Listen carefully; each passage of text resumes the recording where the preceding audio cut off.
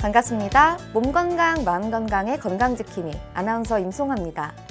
거짓말은 나쁜 일임에 틀림없지만요. 탈무드에는 우리가 살면서 두 가지 거짓말은 해도 좋다고 나와 있습니다. 먼저 누군가 이미 산 물건이 좋아 보이지 않더라도 괜찮군요 라고 말할 것. 그리고 둘째는 친구가 결혼했을 때 배우자가 못생겼더라도 아름다운 분과 결혼해서 행복하겠다라고 말하라는 겁니다. 그래요. 우리 사람 사는 세상 다양한 삶의 방식 속에서 꼭 진실만이 정의로운 것은 아닐 거예요. 실력이 부족한 사람에게 당신은 충분히 성공할 수 있는 능력이 있습니다. 외모가 부족한 누군가에게 당신에게는 개성 강한 외모가 있어서 사람들이 인정할 거예요. 때로는 누군가에게 힘이 되는 말, 그런 뻔한 내용이라도 선의의 거짓말 한 번쯤은 크게 문제가 되진 않을 것 같습니다. 몸 건강, 마음 건강, 오늘 순서 시작할게요. 라디오로 생방송되는 오전 11시, 유튜브에서 원음방송 또는 몸 건강, 마음 건강 라이브를 검색하시면 실시간으로 방송에 참여하실 수 있고요. 오른쪽 하단의 구독 버튼 누르시면 원음방송의 다양한 컨텐츠들도 만나실 수 있습니다. 오늘 몸 건강, 마음 건강 서울시 동작구 광덕안정한의원 손세민 원장님과 함께합니다. 건강상담 원하시는 분들은 전화주세요. 서울 02-823-2000번, 서울 전화 02-823-2000번이고요. 문자 상담도 가능합니다. 샵 8970 우물정 누르시고 8970으로 보내주시면 됩니다. 짧은 문자 50원, 긴 문자와 사진 문자는 100원의 정보 이용료가 부과됩니다. 신청하실 땐 상담받으실 분의 키, 몸무게, 연세를 함께 적어주시고요. 얼굴 사진이나 아픈 부위의 사진도 함께 보내주시면 더욱 자세하게 상담받으실 수 있습니다.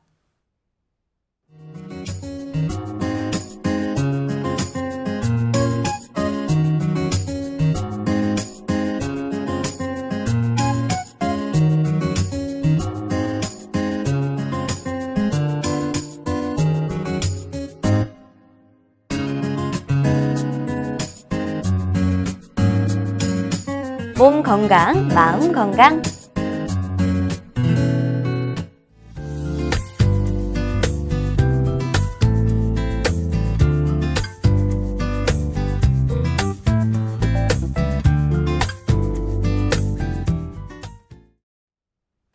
오늘 미니 강의는 손세민 원장님과 함께합니다. 원장님 안녕하세요. 안녕하세요.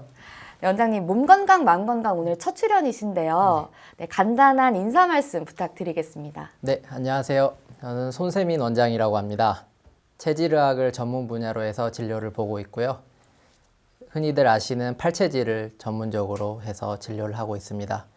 팔체질을 간단하게 설명드리자면은 금, 목, 토, 수 4가지 체질로 나누어지고요. 그 다음에 한 번 더 나눠서 음양을로 구분을 해서 8가지 체질로 나눠지게 됩니다. 그래서 이러한 팔체질을 전문적으로 해서 지금 진료를 하고 있습니다. 네, 그럼 오늘 강의 내용은 어떤 내용으로 준비를 해주셨나요? 네, 오늘은 중이염에 대해서 얘기를 해보겠습니다. 네, 중이염이 사실 주변에서 많이 볼 수 있는 질병이긴 한데 정확히 어떤 내용인지는 잘 모르고 있긴 하거든요. 좀 먼저 간단하게 설명 부탁드리겠습니다. 먼저 말 그대로 중이에 염증이 생긴 것을 말하고요. 먼저 이제 중이의 구조에 대해서 알아보고 조금씩 자세히 더 설명을 드리도록 하겠습니다. 네, 그러려면 먼저 우리가 귀에 대해서 좀 알 필요가 있을 것 같은데요. 귀에 대해서 사실 이렇게 심각하게 생각해 본 적은 없거든요. 귀의 구조에 대해서 좀 그럼 먼저 설명을 해 주시죠. 네, 알겠습니다. 먼저 귀의 구조에 대해서 한번 알아보도록 하겠습니다. 귀는 먼저 해부학적으로 3가지 부분으로 나눠지게 됩니다. 눈으로 보이는 바깥의 외이 부분을 먼저 말할 수 있겠고요. 귓바퀴에서 고막 직전까지를 외이라고 얘기를 하게 됩니다. 그리고 고막에서 달팽이관까지를 중이라고 말하게 되고요. 소리를 듣게 해주는 달팽이관과 청신경, 그리고 평형감각을 돋는 방골이관까지 합쳐서 내이라고 구분을 하게 됩니다. 그래서 소리를 듣는 과정은 먼저 음파가 외이의 첫 관문인 귓바퀴 우리가 아는 바깥에 있는 귀의 모습을 한 귓바퀴에 도달을 하게 되면서 시작을 하게 됩니다. 그래서 귓바퀴에 모아진 소리가 고막을 울리게 되고 그 고막에 울린 것들이 귓속뼈를 통해서 뇌일에 속하는 달팽이관으로 전달이 되게 됩니다. 그러면은 네. 그 달팽이관은 그 진동을 전기적 신호로 바꿔서 이 신호가 청신경을 거쳐서 뇌로 도달하게 되면은 그 들린 것을 소리로 해석하게 됩니다. 네. 그렇다면은 이 중이라는 이 부분에 네. 염증이 생겼던 그것이 이제 중이염이라고 말씀을 해주셨는데 네. 유독 이 귀, 네. 이 부분에 좀 염증이 많이 생기는 이유는 뭔가요? 이제 귀인두관이라는 기관이 가장 큰 역할을 하게 됩니다. 그래서 귀인두관이 그 중이강을 환기시키고 중이를 외부 세균으로부터 보호하고 점막에서 나온 분비물들을 바깥으로 배출을 하게 되는데요. 귀인두관은 흔히 귀이관 또는 유스타키아관이라고도 합니다. 네. 그래서 이 부분에 문제가 생긴 경우에 이제 중이에 염증이 생기게 됩니다. 그 귀인두관은 매우 가늘고 그 내부가 점막으로 돼 있어서 감기나 알레르기 등에 취약하게 됩니다. 네. 그래서 점막이 붓거나 막히게 되면은 그 부분에 기능 장애가 발생을 하게 되고요. 네. 그래서 중이강 내부에 그런 문제가 생기게 되면은 바깥으로부터 삼출액이 고이게 되고요. 그러니까 물이 고이게 되고 여기에 세균이 증식하게 되면은 그것이 중이염으로 발전을 하게 됩니다. 네. 근데 사실 이게 내가 이 귀가 안 좋은지 좋은지 이런 거를 좀 평소에는 잘 알기가 어렵죠? 그렇죠. 그래서 증상이 잘 안 느껴지는 경우도 있고요. 네. 그래서 중이염이 발생할 수 있는 증상들을 미리 알고 있어야 중이염이 발생했을 때 빠르게 좀 치료를 할 수 있거든요. 아, 그러면 이게 네. 중이염이 내가 왔는지도 모르는 상태에서 계속적으로 이 질병이 좀 커질 수도 있나요? 네, 맞습니다. 그래서 어떤 증상이 나타나는지 좀 알고 계셔야 되고요. 네. 그럼 좀 이게 네. 계속해서 만성으로 좀 가는 경우들도 있다고 하는데 이게 네. 맞는 건가요? 네, 맞습니다. 그래서 중이염이 발병 시기에 따라서 급성과 만성 이렇게 두 가지로 나눠지게 되고요. 네네. 간단하게 설명을 드리자면 급성 중이염의 경우에는 3주 이내에 나타나고요. 네. 급성 염증을 동반하다 보니까 증상이 아주 강렬합니다. 귀가 아프고 열이 나게 되고 이런 증상들이 나타나게 되면 급성이라고 보시면 되고요. 네. 그다음에 그 이상으로 넘어가게 되면은 이제 만성으로 진행이 되게 됩니다. 그 방금 말씀드린 통증이나 열이 나는 증상들이 좀 줄어들면서 그 삼출성 중이염으로 이제 발전을 하게 되는데요. 이것은 이제 귀 속에서 나오는 그 삼출액, 그러니까 물이 나오는 증상만 남는 경우를 이제 삼출성 중이염이라고 합니다. 네. 그러니까 아까도 말씀을 주셨지만 네. 이게 증상을 알기가 어려워서 네. 내가 중이염인지도 모르고 네. 병을 키울 수 있다라고 네. 말씀을 주셨는데 네. 그렇다면 우리가 증상을 아는 것이 굉장히 중요할 것 같습니다. 네, 맞습니다. 중이염의 증상은 어떤 것이 있나요? 네, 그러면은 크게 세 가지로 구분을 해볼 수 있습니다. 가장 중요한 것은 이제 통증이 아픈 것이 있게 되는데요. 네. 그 중이강 내에 물이 많이 차게 되면은 그 부분이 고막을 이렇게 밀게 됩니다. 그래서 고막이 팽창하다 보면은 귀가 아프게 되고요. 네. 특히 이제 어린 아이들 같은 경우에는 귀의 통증을 직접적으로 말을 할 수 없기 때문에 다른 방식으로 표현을 하게 되거든요. 네. 그래서 이렇게 귀를 이렇게 잡아 당긴다거나 아니면은 엄마나 아빠를 자꾸 보채거나 아니면 평소보다 자주 울거나 이런 증상들을, 그러니까 말을 못하기 때문에 이런 증상들로 나타나게 되고요. 네. 그 다음에 이렇게 씹거나 빨거나 이럴 때 귀가 아프기 때문에 오히려 잘 먹지 않고 잠도 잘 안 자게 되는 경우가 있습니다. 그다음에 두 번째로는 이제 귀에서 나오는 삼출액의 경우인데요. 네. 이제 이게 어느 정도 많고 모이다 보면은 고막을 터트리게 되고 그것이 외이도 밖으로 흘러나오게 됩니다. 네. 그래서 이게 한번 나오고 나면은 방금 말씀드린 통증은 사라지게 되는데요. 이제 삼출액은 계속해서 귀 밖으로 나오게 됩니다. 그다음에 마지막으로 세 번째로는 일시적인 난청이 생길 수가 있는데요. 네. 삼출액이 바깥으로 나오면서 고막을 뚫고 나오다 보니까 소리를 듣는데 문제가 생기는 경우가 많고요. 네. 그래서 소아들 같은 경우에는 난청 증상도 같이 함께 올 수 있고요. 그 외에도 발열, 구역, 구토, 어지러움 등 다양한 증상이 나타날 수 있는데 방금 말씀드린 세 가지의 증상이 가장 중요하다고 볼 수 있겠습니다. 근데 사실 네. 뭐 삼출액이 실제로 나왔다 이러면 뭐 좀 직접적으로 알 수 있겠지만 그렇죠. 네. 아이가 뭐 보챈다거나 네. 밥을 안 먹는다거나 네. 이런 거는 뭐 네. 중이염 말고도 너무 많은 이유가 있어서 네, 맞습니다. 알기가 쉽지 않거든요. 네. 조금 더 그냥 구체적인 아이의 행동 같은 거를 좀 알 수 있는 방법이 없을까요? 그러면은 이제 몇 가지 한번 예를 들어보자면은 네. 소아들 같은 경우에는 다음과 같은 제가 말씀드린 증상이 있으면은 한번 의심을 한번 해보시고 진료를 받아보시는 게 좋거든요. 네네. 먼저 평소보다 많이 보채거나 우는 경우가 있고요. 네네. 잠을 잘 자지 못하거나 열이 나는 게 아주 중요합니다. 물론 열이 나는 경우에는 원인이 많을 수 있지만 중이염도 의심해 볼 수 있고요. 그다음에 귀를 잡아당기거나 자꾸 만지는 게 아주 중요한 증상이 될 것 같습니다. 다른 질병과 비교를 해봤을 때. 그리고 귀에서 분비물이 나오는 건 당연하고요. 네. 그다음에 균형을 잘 잡지 못하는 경우가 있어요. 그래서 아이가 걷거나 이렇게 움직일 때 좌우 균형이 좀 안 맞거나 이런 경우는 신경을 한번 써보셔야 됩니다. 그리고 조용한 소리로 말했을 때 못 알아듣거나 아니면 텔레비전이나 라디오를 볼 때 자꾸 소리를 키우는 경우는 한번 의심을 해보시는 게 좋습니다. 네. 네. 근데 저도 사실 어렸을 때 중이염을 알았던 네. 경험이라고 해야 되나? 그런 네. 게 생각이 나거든요. 네. 중이염은 보통 네. 몇 세 때 뭐 잘 발병을 해야 된다고 볼 수가 있나요? 이제 소아의 같은 경우에는 특별하게 그런 시기가 정해져 있는 건 아니고요. 네네. 그다음에 처음에 중요한 게 말을 배우는 시기에 중이염을 앓는 게 가장 좀 신경을 쓰셔야 돼요. 네. 그래서 이 시기에 같은 경우에는 다른 사람들의 얘기를 듣고 언어를 배우는 시기다 보니까 이 시기에 나타나는 중이염 같은 경우에 가장 신경을 쓰셔야 앞으로의 아이의 발달이라든가 언어 능력에 있어서 좀 중요하게 됩니다. 그래서 그 시기에 나타나는 중이염을 좀 신경을 많이 쓰셔야 될 것 같습니다. 성인들도 근데 중이염에 걸리기도 하나요? 네, 성인들도 많이 걸리게 되고요. 네.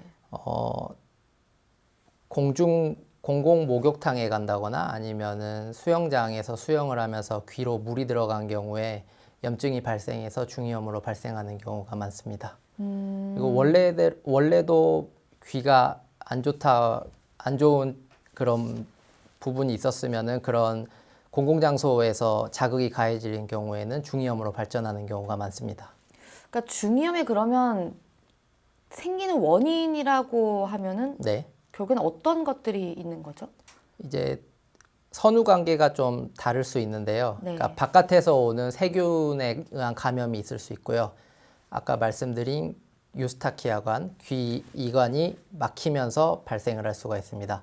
그래서 그 두 가지 선후 관계에 대해서는 아직 그 정설이 있는 건 아닌데요. 그래서 그 두 가지가 가장 큰 원인이 될 수 있겠습니다. 네. 네. 그러니까 결국에는 뭐 수영장이라든지 뭐 이렇게 네. 물이 귀 안으로 들어갔을 때 그렇죠. 그런 것들을 잘 관리해 주는 게 일단 중요하고 네. 조금 선천적으로 좀 뭐 기관이 안 좋았을 때 네. 걸릴 수가 있다라는 말씀이신 네, 거죠. 맞습니다. 네.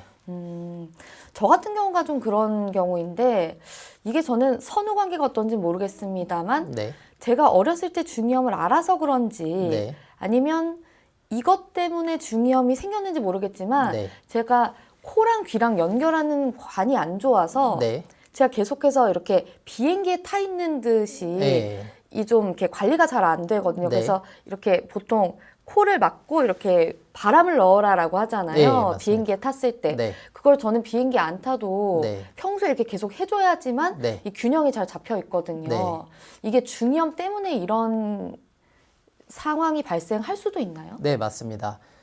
과거에 어렸을 때 중이염을 앓은 경우에는 성인이 돼서도 그 중이간의 기능이 정상적이지 않은 경우가 많고요. 네. 원래 정상적인 경우라면은 바깥과 안쪽에 있는 기압차가 없게 정상적으로 이렇게 정리가 되게 되는데 기능이 좀 떨어지게 되면은 그런 행동을 하면서 내부와 외부의 압력을 맞춰줘야 되는 경우가 많습니다.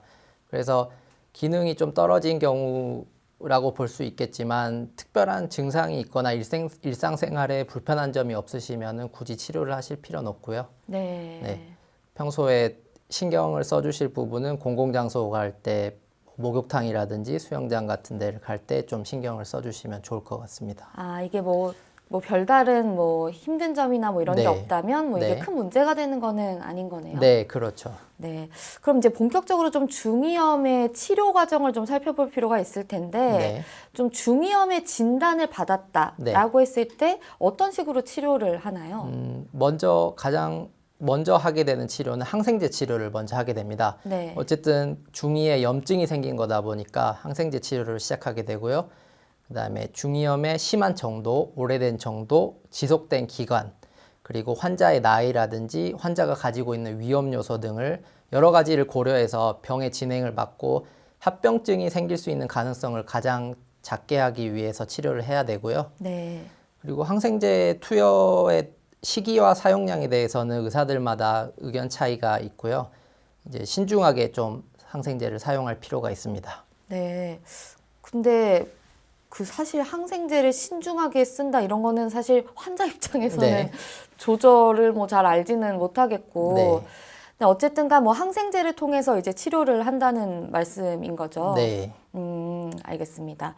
그리고 또 뭐 그냥 항생제만 쓰면은 뭐 다 그냥 고쳐지나요? 아니요, 그렇진 않습니다. 이제 항생제 사용이 도움이 되지 않는 경우가 많아요. 네. 이제 세균 감염보다는 바이러스에 의한 감염으로 중이염이 생겼다던가 네. 아니면 간혹 설사나 구토 등의 항생제에 대한 부작용이 생기는 경우도 많고요. 아, 네. 그다음에 삼출액 자체는 항생제를 써도 없어지지 않는 경우가 많습니다. 그래서 그런 부분에 있어서는 다른 치료를 한번 생각을 해봐야 되고요. 네. 그리고 아까 말씀드린 급성 중이염 같은 경우에는 처음에 24시간 동안 통증이 매우 심하게 돼요. 네. 귀가 매우 아프게 돼서 그 당시에는 진통제를 좀 써야 될 필요가 있고요. 그리고 직접적으로 귀 속에 이렇게 물약을 넣어서 치료하는 경우도 많고요. 그래도 마지막으로 안 될 경우에는 수술적 치료도 고려를 하게 됩니다. 아, 수술까지 하는 경우도 있나요? 네. 이제 고막에 구멍을 내서 삼출액을 직접적으로 뽑아내는 경우도 있고요. 고막을 절개를 해서 그 삼출액이 자연적으로 바깥으로 빠져나오도록 하는 경우가 있습니다. 그럼 만성과 급성 중에 네.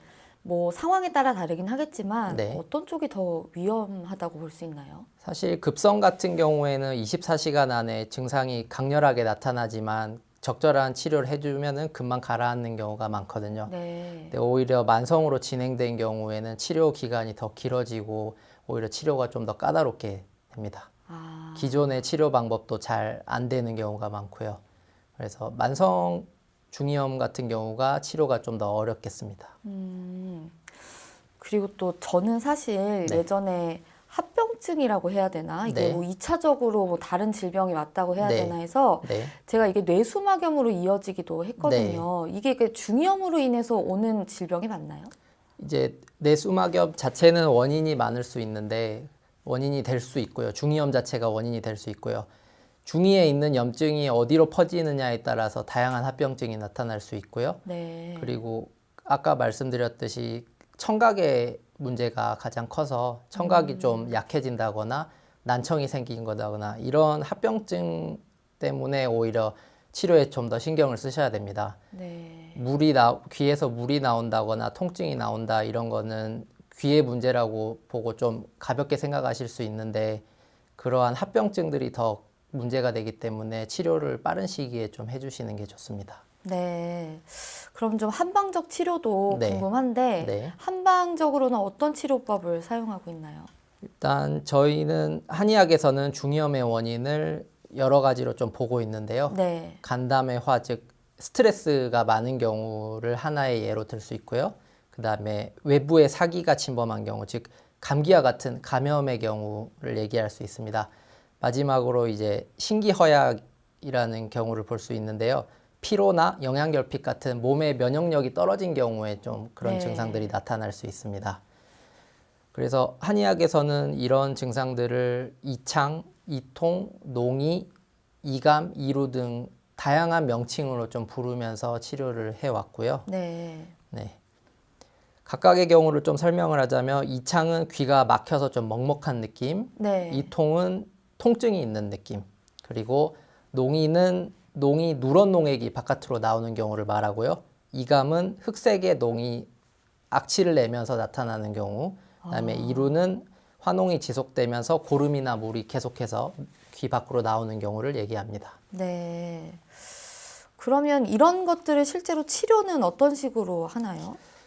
일단 바깥으로 나오는 그 중이에 찬 노폐물을 제거하는 게 가장 중요시 되고요. 네. 그와 더불어 면역력 증진, 그러니까 몸의 전체적인 컨디션을 올리는 치료를 같이 하게 됩니다. 네. 진주종성 중이염이나 유착성 중이염 등 수술이 필요한 경우들이 있어요. 중이염 네. 중에서도 그런 부분을 제외하고는 이제 한의학적 치료가 효과적으로 되게 됩니다. 그래서 급성 중이염 같은 경우에는 습을 없애주는, 즉 그 삼출액을 좀 말려주고 네. 배출시켜주는 치료를 하게 되고요. 만성으로 진행된 경우에는 몸의 좀 컨디션을 올려주는, 면역력을 증강시켜주는 치료를 하게 됩니다. 네. 그래서 이러한 한약을 치료를 통한 농이나 진물을 멈추게 하고 통증을 사라지게 하는 게 목표가 되게 됩니다. 네. 구체적으로 뭐 한약재 같은 건 좀 네. 어떤 거를 쓰나요? 일단 중이염 치료에서는 그 염증을 없애는 게 가장 중요해서 금우나 연교, 만영자 같은 한약재들을 처방을 하게 됩니다. 네. 이런 한약재들은 이제 염증을 다스리는 한약재고요. 그다음에 석고나 대황과 같은 약재들은 몸에서 나는 열을 좀 가라앉혀주고 통증을 완화시켜주는 효과가 있습니다. 네. 그리고 어린이들 같은 경우에는 창이자, 신이화, 그리고 박하와 같은 한약재를 쓰면은 치료에 많은 도움이 됩니다. 네. 그 중이염으로 좀 고생하시는 분들, 좀 특히나 만성적으로 네. 중이염을 앓고 계시는 분들이 네. 좀 중이염을 피할 수 있도록 하는 좀 평소 생활 습관 같은 게 있을까요? 일단 중이염 같은 경우에는 감기와 가장 큰 연관이 있습니다. 네. 그래서 원래 과거에 중이염을 앓았다든지 그런 귀가 약하신 분들은 평소에 감기에 감염되는 것을 좀 신경을 쓰셔야 되고요. 감기에 걸리셨더라도 감기를 조기 치료를 하신다거나 이제 콧물이 많이 날 때 코를 심하게 풀거나 이런 행동들은 중이염에 좋지 않습니다. 네. 그리고 공공장소에 가서 물이 귀 속으로 들어가는 것도 신경을 좀 써주셔야 되고요. 감염의 우려가 있기 때문에 최대한 그 말려주시고 그 물을 좀 제거를 해주시는 게 좋습니다. 네. 그리고 아무래도 이게 염증이잖아요. 네. 염증 같은 걸 좀 가라앉히는데 좋은 음식이나 네. 뭐 차나 이런 게 또 있을까요? 이제 이런 부분은 각 체질에 맞는 그런 음식을 복용을 하는 게 중요하고요. 네. 흔히들 중이염에 걸리시면은 중이염에 좋은 음식들을 찾아보시면서 인터넷에서 찾아보시면서 여러 가지를 한꺼번에 드시는 경우가 많은데 네. 그런 부분은 좀 더 신경을 쓰셔야 됩니다. 본인 체질에 맞는 음식들이 다 다르기 때문에 네. 이런 부분들은 좀 주변의 한의원에 가셔서 자신에게 맞는 음식을 찾으면서 염증 치료를 같이 하시는 게 좋거든요. 아, 체질별로 좀 염증에 좋은 것들이 다르다는 거죠. 네, 방금 말씀드린 한약재들은 좀 보편적으로 쓰는 한약재고요. 네. 그 외의 것들은 체질적으로 좀 접근을 하는 게 더 치료에 더 빠르게 할 수 있습니다. 뭐 체질적으로 뭐 대표적으로 뭐 하나씩만 뭐 추천을 해주신다면. 일단 흔히들 드시는 게 도라지나 네. 도라지 같은 경우가 좀 좋을 것 같고요. 네네. 한의학에서도 길경이라는 한약재로 사용을 하게 되는데요. 네. 이제 중이염을 앓으신 분들에게 추천을 해드릴 만하고요. 하지만 이것도 안 맞는 체질이 있을 수 있어서 이 부분도 좀 조심을 하실 필요는 있습니다. 도라지가 약간 열이 많은 네, 음식인가요? 맞습니다. 네. 아, 그럼 좀 열이 많은 분들은 좀 어떤 걸 좀 드시면 좀 좋을까요? 이제 열을 꺼주는 약들은 사실 본인들이 환자분들이 쓰시기엔 조금 위험 부담이 있는 약재들이 많아요. 네. 그래서 따뜻한 성질을 가진 약재들은 흔히들 복용을 많이 하시는데 열을 꺼주는 약재는 그 부작용이 네. 다른 약재들보다 심해서 좀 신경을 써서 드시는 게 좋습니다. 네. 네. 알겠습니다. 아무래도 좀 음식 같은 것들은 좀 네. 체질에 맞춰서 드시는 게 좀 네. 중요할 것 같군요. 네. 좀 중이염 같은 거는 아무래도 네. 좀 앞차 같은 것들이 좀 아무래도 네. 예민하잖아요. 네. 그래서 뭐 스킨스쿠버, 뭐 스쿠버 다이빙 네. 이런 것들은 좀 피하시는 게 좋겠죠, 수영이나. 네, 아무래도 비행기를 타거나 네. 높은 산에 올라간다거나 아니면 스쿠버 다이빙, 즉 평소에 겪어보지 못한 기압차가 있는 부분들은 좀 조심을 하셔야 됩니다. 원래 정상적인 기능을 가지신 분들은 그런 산이나 그 바다 밑으로 들어가도 별 문제가 없는데요.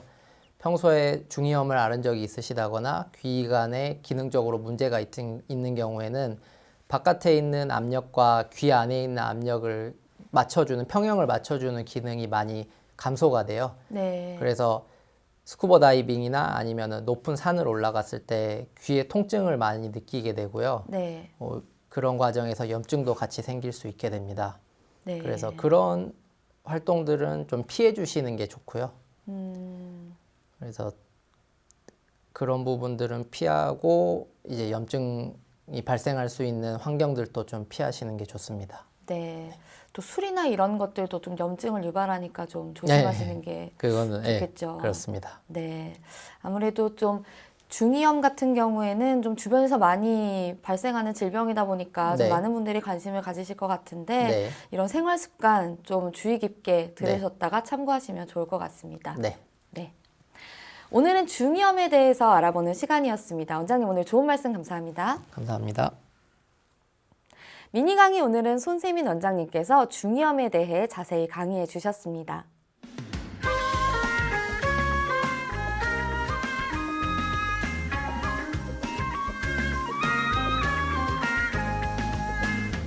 날이면 날마다 찾아오는 시간이 아닙니다. 약이 되고 복이 되는 꿀 같은 건강 정보 튼튼 보감 시간입니다. 오늘의 주인공은 장어입니다. 장어는 건강에 어떤 도움을 주는지 원장님께 여쭤볼게요. 원장님, 장어는 어떤 효능을 가지고 있나요?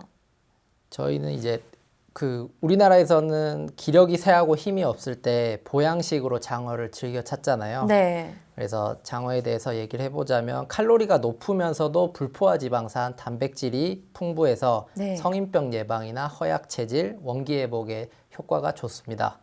그래서 남녀노소 모두에게 좋은 건강 음식이라고 알려져 있고요. 동의보감을 보자면 장어는 오장이 허한 것을 보하고 폐병을 치료하며 기력을 회복시킨다고 했습니다. 네. 그리고 정약전의 자산어보에도 맛이 좋고 사람에게 이롭고 오랫동안 설사를 는 경우에 이 고기로 죽을 끓여 먹으면 낫는다고 기록이 돼 있었습니다. 네. 그래서 장어 하면은 스테미너가 떠오를 정도로 그 효능이 민간에 많이 알려져 있는데요. 남성의 성기능을 향상시키는 뮤신을 함유하고 있고요. 에너지 보충과 몸의 피로 회복에 큰 도움이 됩니다. 또 장어에는 뇌 기능을 활성시켜주는 DHA 등의 성분이 풍부하게 들어있기 때문에 성장기 아이들의 학습 능력에 도움이 많이 되고요. 네. 어르신들에게는 치매 예방에도 도움이 될 수 있습니다. 그리고 치매 예방과 더불어 노화 방지 효과도 있는데요. 장어에는 콜라겐이 풍부하게 들어있어서 손상된 피부 세포를 재생시켜주는 데 도움이 많이 됩니다. 정말 엄청난 효능이 있는데 네. 전 또 당근만 그런 줄 알았는데 장어도 또 네. 눈에 또 도움을 준다면서요? 네, 맞습니다. 장어에는 비타민 A가 아주 풍부하고요. 그래서 우리 몸의 피로 회복뿐만이 아니라 눈의 피로를 풀어주고 눈을 맑게 해주고요. 시력 개선에 아주 효과적이고 야맹증에 도움이 많이 됩니다. 네. 하지만 이제 장어는 이제 따뜻한 성질을 지니고 있다고 보는 경우가 많아요. 그래서 평소에 몸에 열이 많은 분들이 섭취를 했을 때는 좀 불편한 증상들이 나타날 수 있습니다. 네. 속이 좀 메스껍다거나 설사 등의 증상이 나타날 수 있는데요. 그래서 지질 함량도 높고 그러다 보니까 고지혈증이나 통풍 증상이 있으신 분들, 그리고 소화 기능이 약한 분들은 많은 양을 드시는 것은 좋지 않습니다. 네, 알겠습니다. 원장님 오늘 좋은 정보 감사합니다. 네, 감사합니다. 튼튼보감 오늘은 장어에 대해 전해드렸습니다.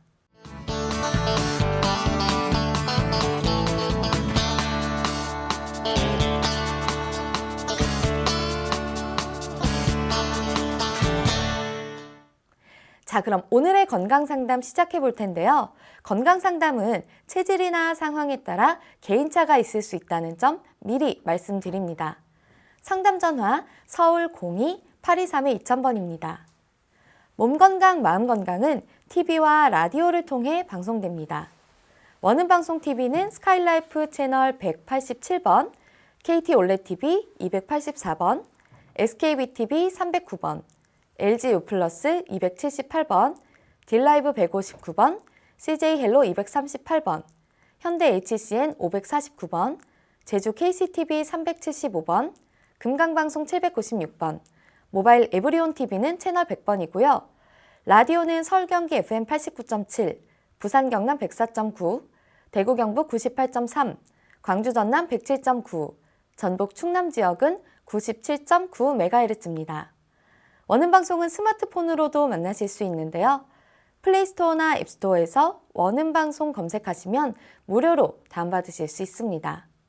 오늘은 손세민 원장님께서 친절한 상담 해드립니다. 자, 그럼 첫 번째 전화 받아보겠습니다. 여보세요? 네, 안녕하세요.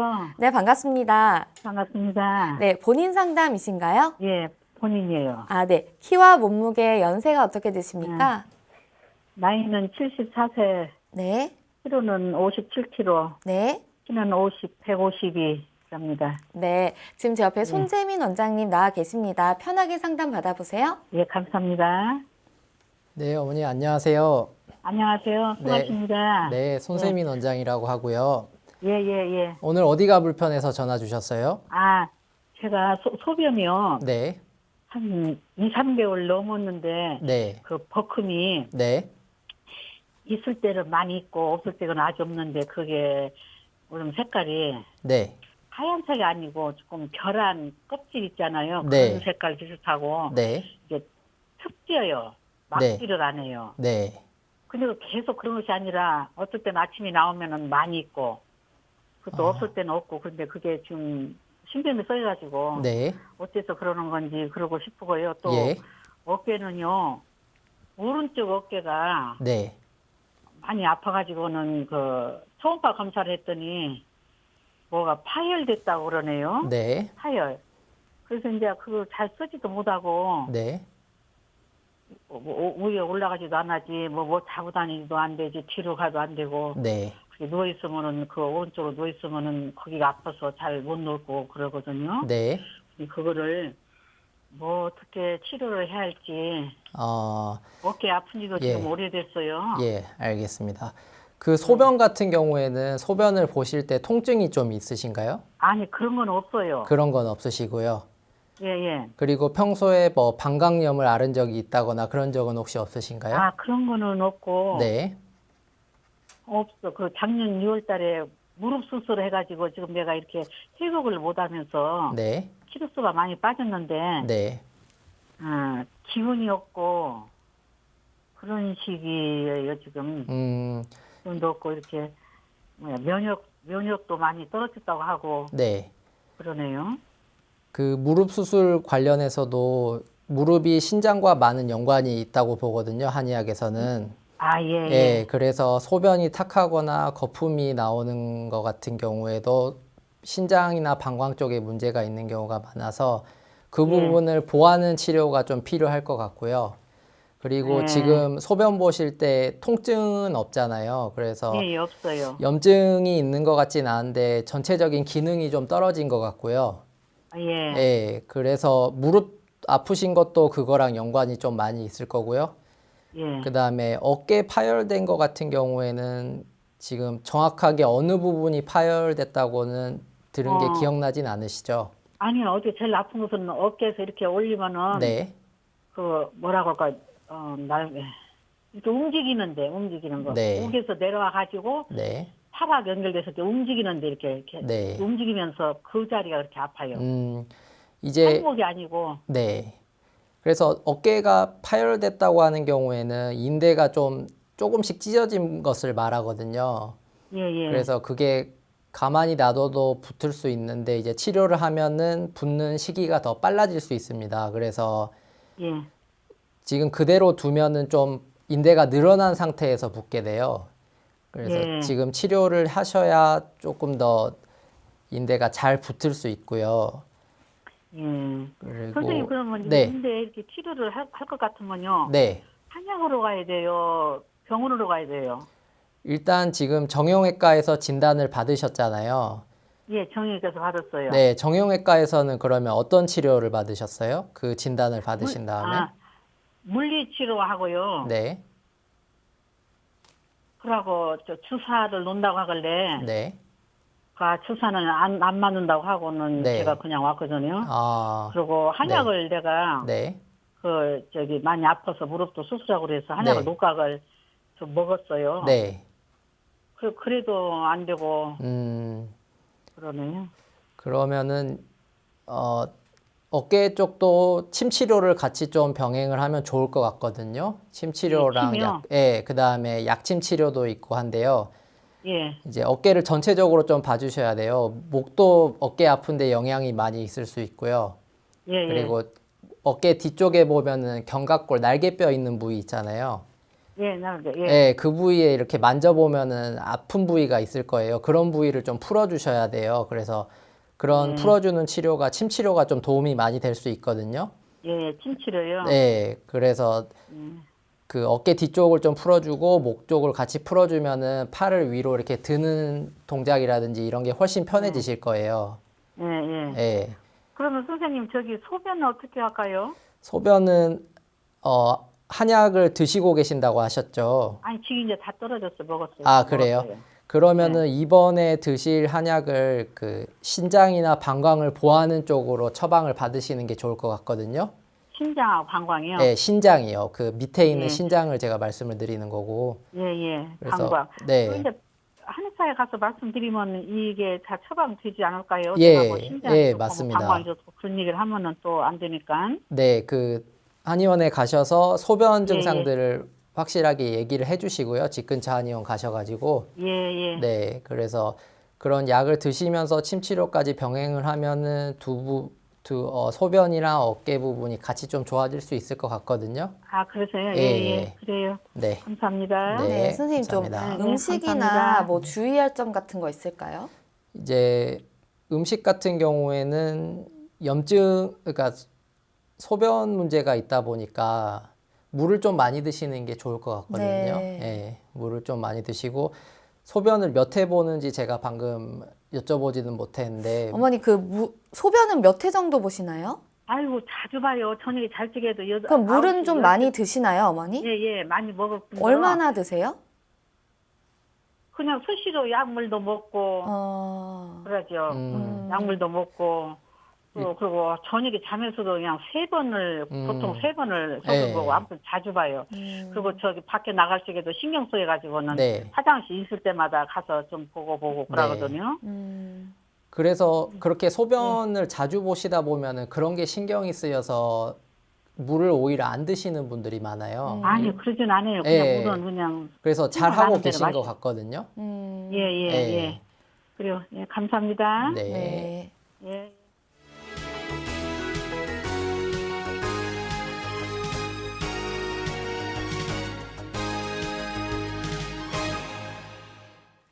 건강 상담은 체질이나 상황에 따라 개인차가 있을 수 있다는 점 미리 말씀드립니다. 문자로도 상담 사연 보내주고 계신데요. 뒷번호 7938 쓰시는 분입니다. 41세에 키는 174, 몸무게 63kg인데요.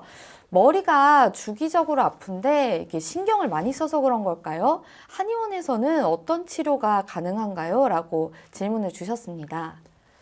이제 두통과 같은 경우에는 다양한 원인이 있을 수가 있습니다. 그래서 두통은 먼저 머리에서 어느 부위가 아픈지 좀 잘 알아보셔야 되는데요. 네. 가장 흔한 것은 이제 긴장성 두통이라고 해가지고 편두통, 즉 오른쪽 왼쪽 부위에 편두 쪽이 통증이 있는 경우가 많은데요.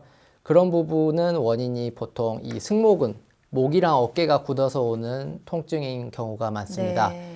그래서 그런 두통에 같은 경우에는 목이랑 어깨를 풀어주는 치료를 해주시면은 한의원에서도 많은 도움을 좀 드릴 수 있고요. 네. 그 외에도 이제 두통의 부위는 많기 때문에 이 머리 앞쪽이 아프다거나 머리 뒤쪽이 아프다거나 이런 부분을 구분을 하셔서 치료를 하셔야 됩니다. 근데 스트레스를 평소에 많이 받으시거나 그러셨으면 아마 긴장성 두통일 가능성이 크고요.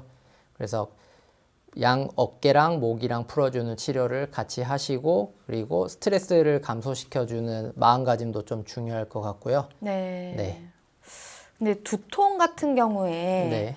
이제 사실 보통 이제 두통하면은 이렇게 약국 가가지고 쉽게 두통 좀 네. 진통제를 먹잖아요. 네. 이런 거 자주 먹으면 좀 안 좋나요? 사실 저도 좀 이렇게 네. 자주 찾아 먹는 편이거든요. 네.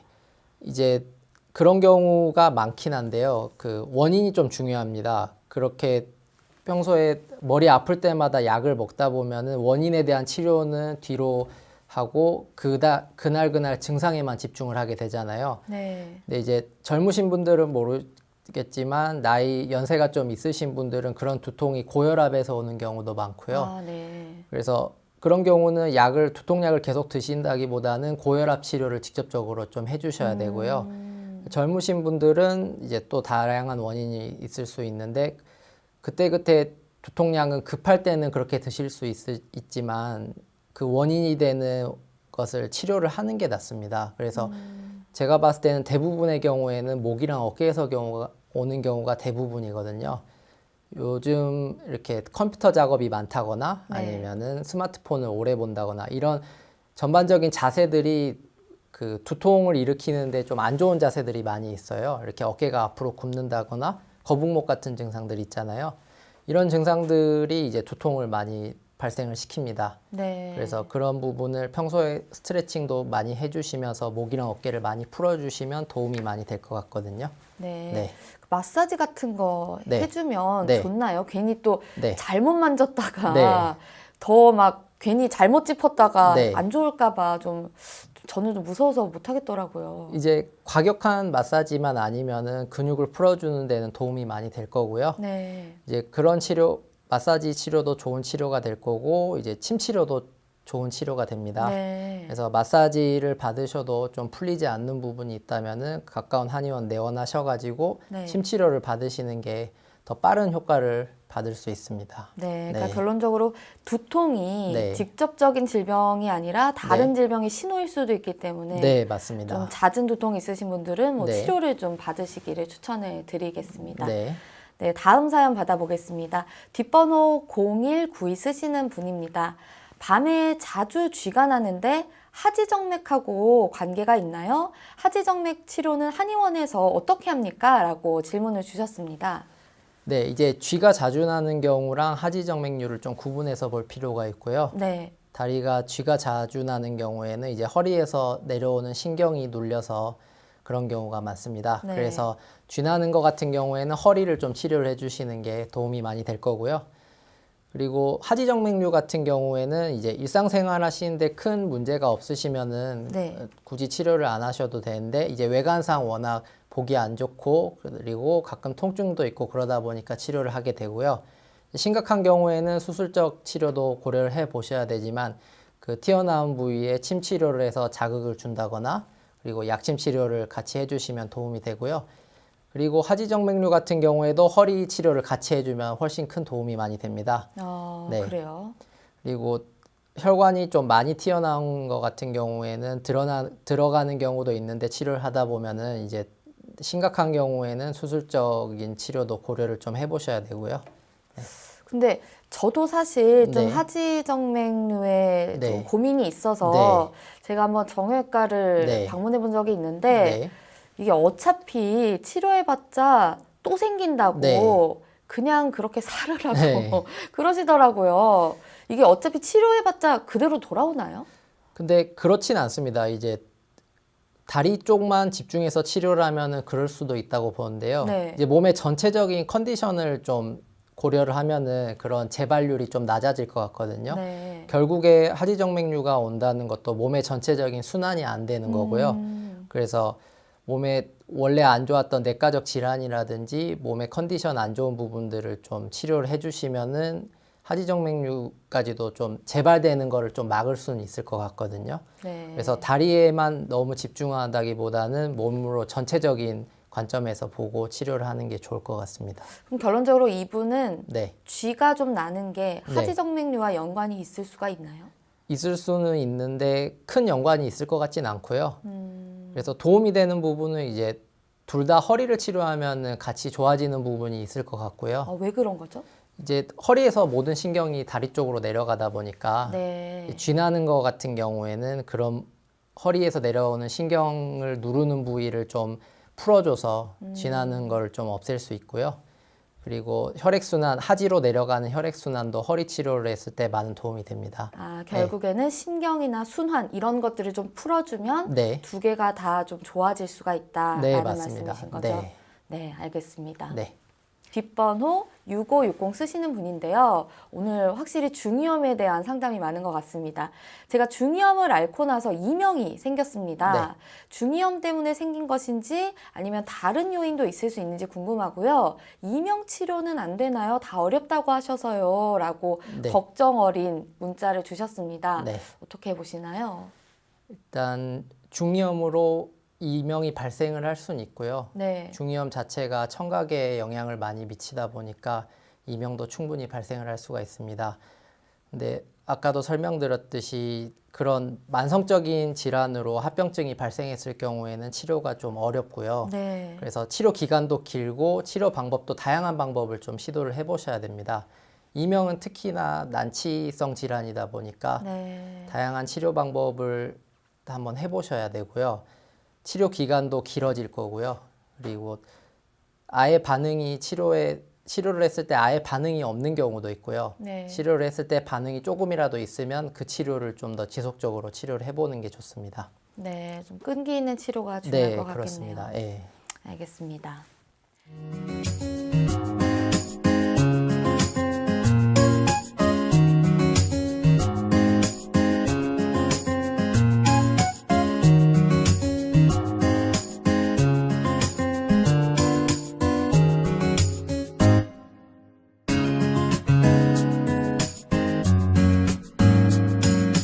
몸 건강, 마음 건강. 오늘도 전화와 문자 사연으로 많은 분들이 참여해 주셨는데요. 상담받으신 분들 모두 건강에 도움 되셨으면 좋겠습니다. 몸 건강, 마음 건강, 오늘은 손세민 원장님과 함께 했습니다. 원장님 오늘 해보시니까 어떠세요? 네, 좀 많이 떨렸지만 예, 네. 다음에는 더 잘할 수 있을 것 같습니다. 아, 정말요? 네.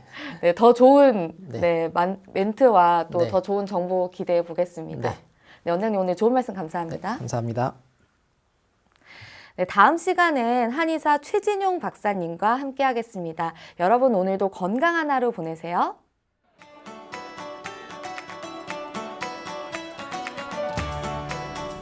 이 프로그램에 참여하신 분들께는 움트리에서 정성을 담은 명품장 선물 세트를 드립니다.